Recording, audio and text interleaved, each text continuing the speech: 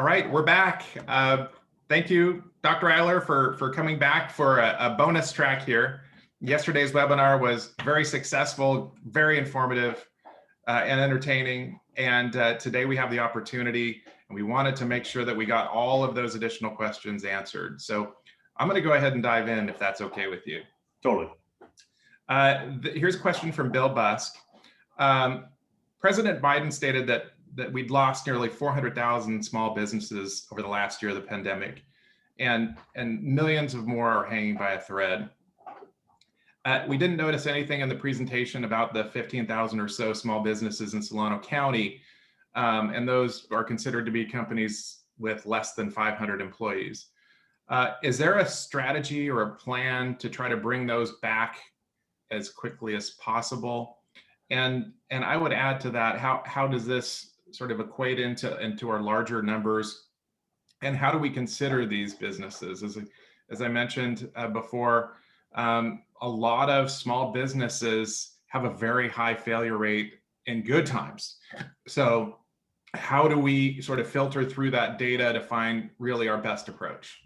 Yeah, it's one of the biggest questions we've had in this recession because of the speed at which things changed, and where a lot of the focus is, where a lot of our small businesses lie, is in personal services businesses, restaurants, a lot of those sort of smaller, high touch businesses. So two things. One is that the Paycheck Protection Program lending and other assorted programs that came out early in the crisis were meant to address some of this, but really act as a bridge over troubled water, with the idea that maybe the recession would be relatively quick. And as we got back more to quote unquote normal, what we did through PPP and other programs would just simply bridge over that time, and then the economy would pick back up and those businesses would sort of keep going as if it was January 2020 again. The elongation of the downturn, specifically in leisure and hospitality and so-called other services, which I talked about in the presentation, sort of an array of hair salons, nail salons, fitness centers, nonprofits, non-involving healthcare. Those businesses have seen still a major downturn in jobs. And so one of the concerns is, will those style of businesses be at the most risk going forward, regardless of recovery? Because the time period between the beginning of the recession and the ability to get demand back at a level that actually allows me to stay in business, regardless of the federal programs, it was just too long. So in some cases, you're going to have sort of businesses that are teetering, hiding behind some of these programs, maybe hiding behind federal stimulus spending that's taking place, that is giving them enough demand for right now, but may not give enough demand to continue going forward, let's say 12 months from now. And in fact, it's really 12 months from now, Bob, that's more important than right now, because if whatever we bring to bear in the short term, we're hoping it provides enough of a foundation that for those businesses that would have been in business 12 or 18 months from now, naturally with, but for COVID-19, they'll still be in business. So from an economic development standpoint, we really do two things to Bill's question. One is, we don't measure the number of small businesses very well already. There are tens of thousands of small businesses in Solano County and or the larger Solano County region that, if you think about Yolo County, Napa, Contra Costa, that really kind of lie under the radar because there's not that many employees, but they are at least established businesses. We don't count that very well in real time. The tracktherecovery.org database I talked about is it tried to do it through using big data and looking at things like Yelp and other apps that track the transactions levels or the way that people are engaging with those businesses as a way of trying to get a better estimate. But one, we just don't know how many are out there. And two, we just don't know how many yet were already on the edge of going down. And then all this has done is sort of mask some of that. So one thing you can do, and this is something to think about, from an economic development standpoint, you can use the publicly available PPP and EIDL data about the businesses that took loans, and they've actually been identified at the business level, to try to get a sense of how many businesses were proactive to try to take advantage of the federal programs, and then track what happens with those businesses because you've got so much demographic information in real time about those businesses. So I have those data for Solano County, and I'd love to give those to you if you want them. If you don't have them, you may have them already, but that can give you almost a list to track with respect to businesses that at least identify themselves as wanting PPP or EIDL loans and are intending to remain in business using that financing, at least in theory. So that's, in a sense, from an economic development standpoint, the primary issue is identifying the businesses in trouble. And then unfortunately, the sort of nasty bit is what resources do we put to bear on businesses trying to figure out which ones will actually be here 12 or 18 months from now. Yeah. Well, makes sense. Thank you. Yeah, of course.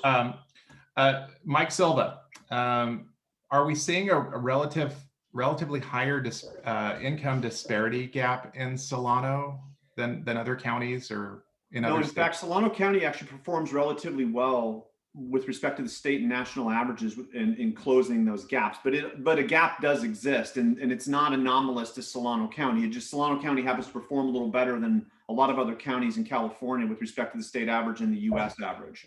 So Solano County does okay. It's actually, Solano County is a little bit more diverse county, especially as you move toward Contra Costa County. Fairfield and Vallejo are a little bit more diverse than Vacaville and Dixon. But Solano County actually performs relatively well with respect to income gaps. Another question from Mike Silva. What skills should our education system, and really talking about that entire continuum, what should the focus be on, and what's the potential for collaborating with business for this? Yeah, construction and manufacturing is probably the top two things because of two major items coming up and another one that's kind of related. The one major item is that if we're going to start building homes more generally in California, because we believe there's a housing crisis that has continued through the recession, rising housing prices, maybe some concerns in multifamily, but there's certainly a big push in the governor's office to build more homes. We're going to need more construction labor to try to keep the cost of housing, the building of housing, relatively stable, but also have enough inputs to be able to achieve certain housing goals. So you're probably going to see a lot of heat around this once we feel like we've actually turned the corner more completely with respect to recovery. But construction jobs are going to be something that we're going to hopefully have a lot more people trained on in California, rather than having to bring in crews from out of the state and then have all that income go away.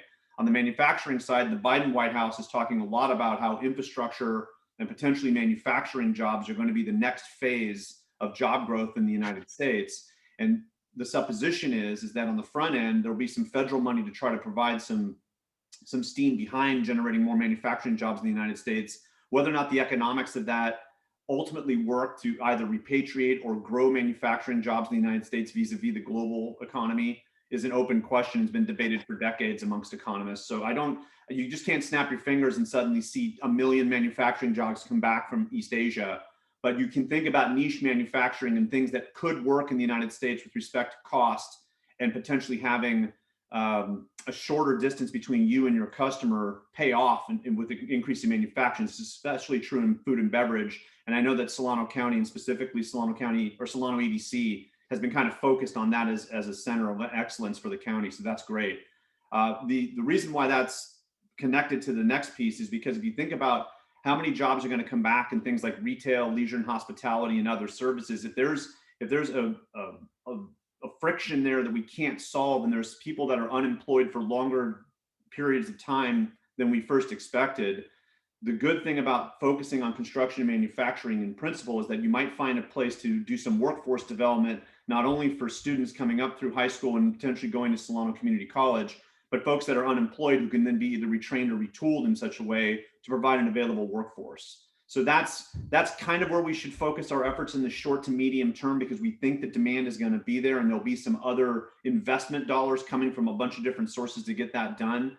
It's very hard to know right now, because it's still relatively foggy, how much overall demand there will be.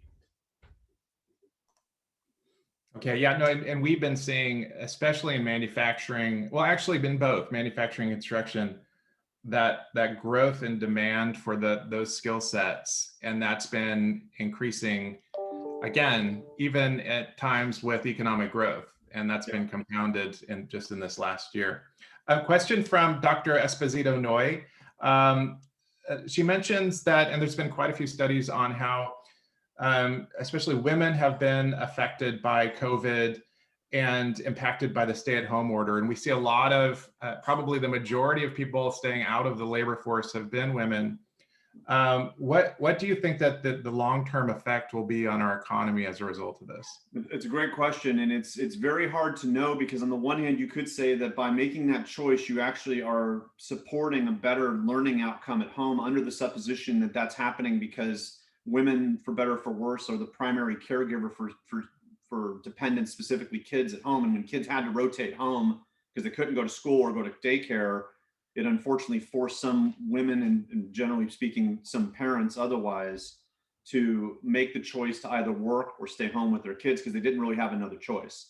The unemployment benefits packages allowed some good things to happen there, which is great. At least it provided some balancing act. But the longer term piece is whether or not there's skills erosion for folks that had to choose to stay home, whether or not their ability to jump right back into a job will be there once their kids go back to school and or daycare, and whether or not the wages and where we go from here support that change going back, or there's some need to try to find a better balance, and the job you used to have just won't necessarily cut it in the new environment, especially if it's more hybrid school on an ongoing basis than, let's say, 5 days a week plus the daycare option. So we are hearing some rumblings out of the Biden White House and also out of the governor's office about enhanced childcare financing, with the idea that to try to pick up lower income workers and those who have to make that unfortunate marginal choice sometimes, but giving them some relief on the childcare cost side, but then also thinking about enhancing the ability to do online school if in fact that choice comes back to us in earnest. So that's, I think the biggest two things are, one, the skills erosion issue the longer this goes on. And the second piece is, when you go back into the workforce, is there a job there that allows you to make a good choice going forward? Or are you just kind of getting back to this sort of marginal piece where you're sort of, whatever you're making is basically just scraping by, given the enhanced cost of either childcare and or having kids go back to school? Okay, thank you very much for that. And next question, and this is a question that you could spend a couple minutes on, or about 3 hours on. So what is your crystal ball for commercial real estate in the next 3 to 5 years? Yeah, so I think just industrial and warehouse looks like it's going to remain relatively strong, and a lot of it depends on how much we build. So in Solano County, we had a little bit of a downturn last year in terms of the commercial side building. We saw residential pick up. But on the commercial side, industrial and warehousing, by the way, we've switched our lives toward more online and more home and business delivery. We should expect that part of the market to be pretty strong. It's retail and multifamily that probably have the largest threats, with office very closely behind. But office is kind of a tweener, because we just don't know yet how businesses are going to end up using the office space. I talked a little bit about this in the main webinar yesterday, but we should assume that office has less of a structural threat than retail and multifamily. But even multifamily at some point should have enough momentum behind it to kind of reestablish any vacancies that pipe up over the next couple of years. But it might take a couple of years to get through this period of people who are renting, potentially being on the margin of being able to stay in their rental, thinking about jumping into home ownership while the getting is good, leaving some vacancy behind. And if we're not building enough units, what that should do, at least in theory, is provide some demand coming back as housing prices rise. If rents fall or remain relatively stable, it means on the margin, folks will choose to stay in rental, which will maybe stabilize vacancies if they start to pick up in earnest. And then we turn to retail, and a retail piece is really a function of how structural change comes to brick and mortar.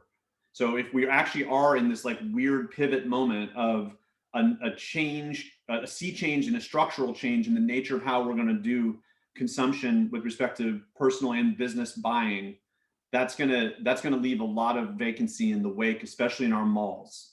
So our malls, whether they be single story, like thinking about Nut Tree, or thinking about the Solano Mall, those are types of structures that really are going to have a lot of sort of head scratching probably over the next couple of years, unless there's a weird renaissance in brick and mortar retail. But I don't see that happening, given that we have had this change, and businesses like Amazon have been waiting for something like this to happen, where of course, it's a little dubious it took place the way it did.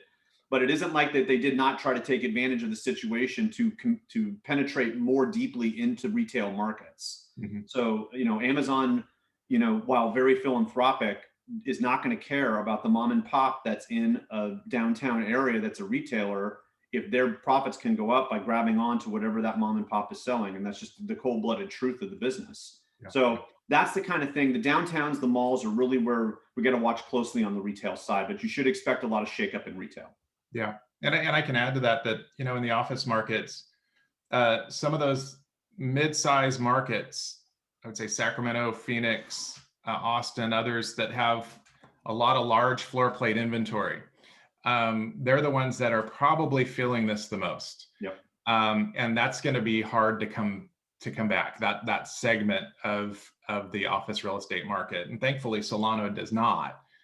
And so for nearshoring opportunities in small modular space, and even space to try to attend to some of those businesses where people have their talent working remotely, Yep. or they're trying to find a soft landing spot for them, that might work in Solano's benefit. A question from David Gassaway from the city of Fairfield. Any thoughts on how the economy might be impacted by the ending of enhanced unemployment benefits? So two things are happening there. One is that we're hoping that there's enough economic recovery to start picking up folks as the enhanced unemployment benefits fade. Some of those folks will go back to work. So that'll knock down a lot of the so-called weeks that we pay on unemployment insurance. And then we also will see people rotate into the next phase of unemployment benefits, which are basically like the old style pre-COVID, and we'll go through somewhere in 2022. So there'll be a split where, okay, I no longer have the enhanced benefits, but I go on to quote unquote normal benefits. For some folks, they're going to have to do that because the job won't be there. For others, they'll get picked up. But there will be at least some marginal changes in the sense that if the enhanced employment benefits allowed me to stay in my apartment or in my home, if those go away, and even the new benefits, while positive, are not enough to keep me in the same, let's say, consumption bundle, or let's think, just keeping me at the same lifestyle level, I am going to have to make some choices. So that's kind of where we're going to see an initial move in maybe multifamily to see a little bit of a pickup in vacancy. But after that, it's really going to boil down to how well we recover and how much of those folks that were on unemployment actually get picked up by the recovering economy. If we have lingering large levels of unemployment that more or less look like what we've seen in, let's say, 2010 and 11, but then linger for 2 or 3 more years, that's going to elongate the recovery period. It is going to shift a little bit in terms of social services demand at the county and city levels in some cases. And it will probably lead to a little bit more migration to where either jobs are a little bit more plentiful or the cost of living is a little bit less for those folks that are facing a little bit lower standard of living. Well, that wraps up our questions. Thank Awesome. you. Thanks, very Bob. much. Yeah, great job. Really enjoyed working with you on this one. Thank you. Can't wait for the next one. Appreciate it. Okay, cool. Thank you. Thank you very much.